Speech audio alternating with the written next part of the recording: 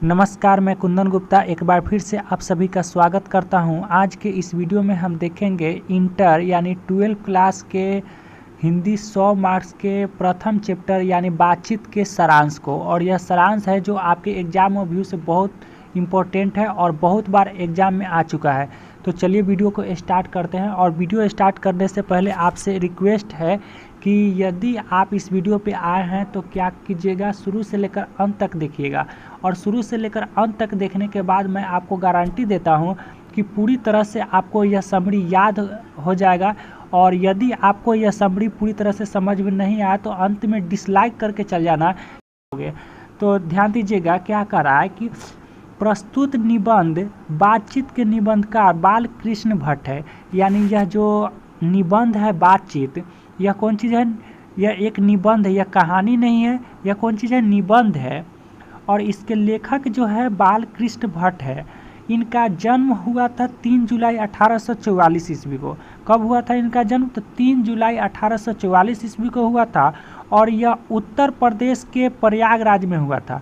यानी उत्तर प्रदेश से जो राज्य है वह प्रयागराज, यानी पहले जो यह जो प्रयागराज जो था यह इलाहाबाद के नाम से जाना जाता था। यानी प्रयागराज जो अभी नया नाम प्रयागराज हो गया है, लेकिन पहले कौन चीज़ के नाम से जाना जाता था?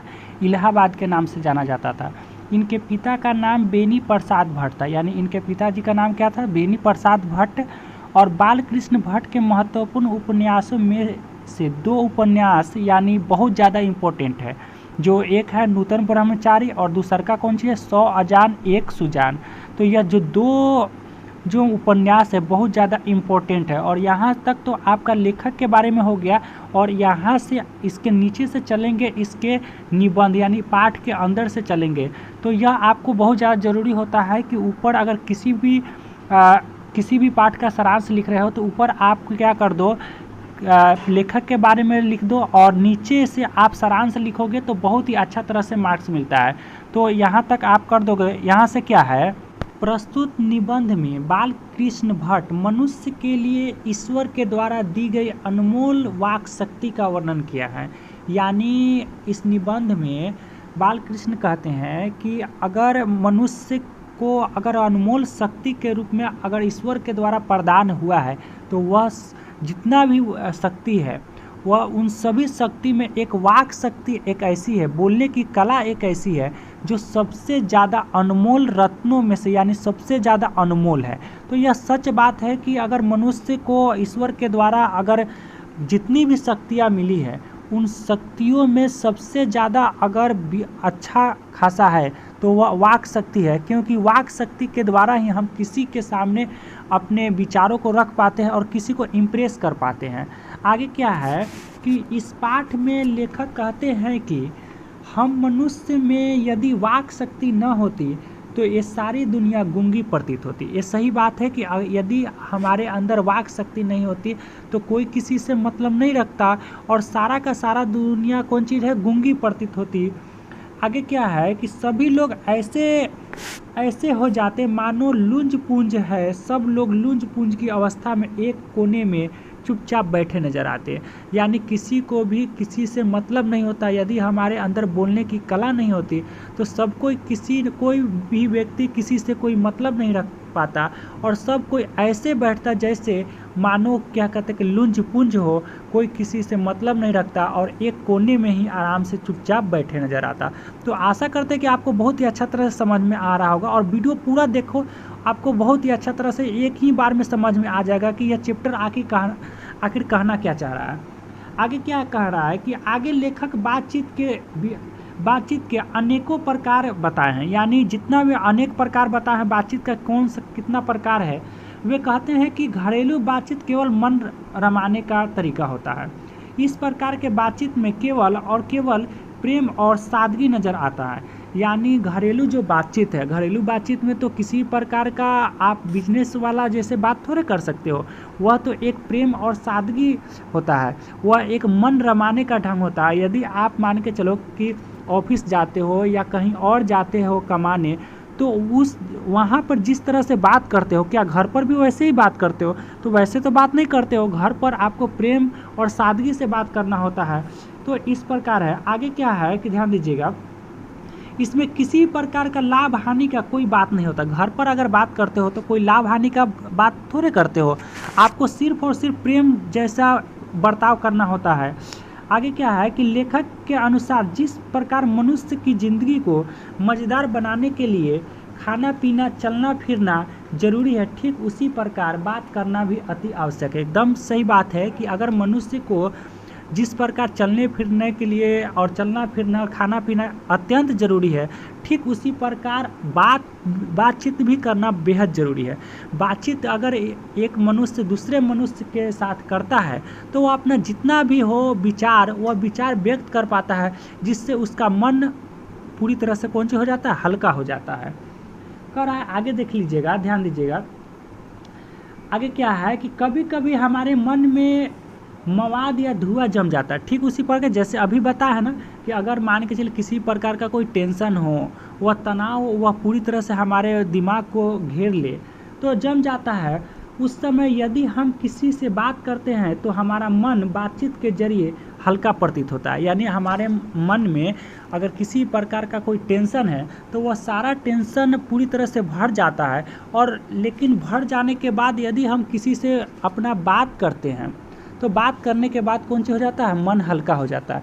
आप सुने होंगे ना कि अगर आपके अंदर किसी प्रकार का टेंशन है तो आप अपना बात हमसे बोल दो, चाहे किसी भी क्या कहते हैं कि कौन सी है व्यक्ति के जरिए आप बोलोगे तो आपका मन कौन सी हो जाएगा, हल्का हो जाएगा।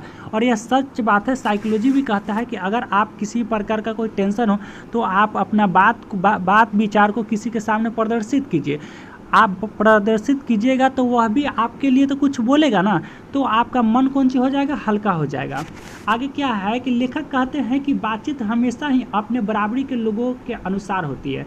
यानी ध्यान दीजिएगा, यहाँ पे कहने का गरीब अमीर का बात नहीं हो रहा है, यहाँ पर कह रहा है कि बातचीत जो होता है वह हमेशा ही बराबरी के लोगों के साथ होता है, यानी अपने उम्र के अनुसार होता है। क्या है कि जैसे दो बूढ़ों की बातचीत प्रायः जमाने की शिकायत पर हुआ करती है। यानी दो अगर बूढ़ा अगर बातचीत कर रहा है तो वह हमेशा यही ना कहता है कि हम लोग के समय ज़माना ही कुछ और था और अभी ज़माना ही कुछ और हो गया। जैसे अगर मान के चलो कि अगर अभी के लड़का सबको अगर देखकर पहले के जो बूढ़े लोग हैं अगर वह देखते हैं तो यही कहते हैं कि हम लोग कितने अगर सादगी से जीवन जीते थे, लेकिन आज के जो लोग हैं वह बेसादगी जीवन जीते हैं। तो इस प्रकार बहुत सारा बात बूढ़ों के द्वारा एक आधुनिक लड़का के लिए किया जाता है। आगे क्या है, लेखक हमें बताते हैं कि जब तक कोई मनुष्य बोलता नहीं उसके गुण दोष प्रकट नहीं होता। एकदम सही बात है कि यदि कोई भी व्यक्ति है कोई बात अगर नहीं बोले तो आप उसके बारे में थोड़े जान पाते हो।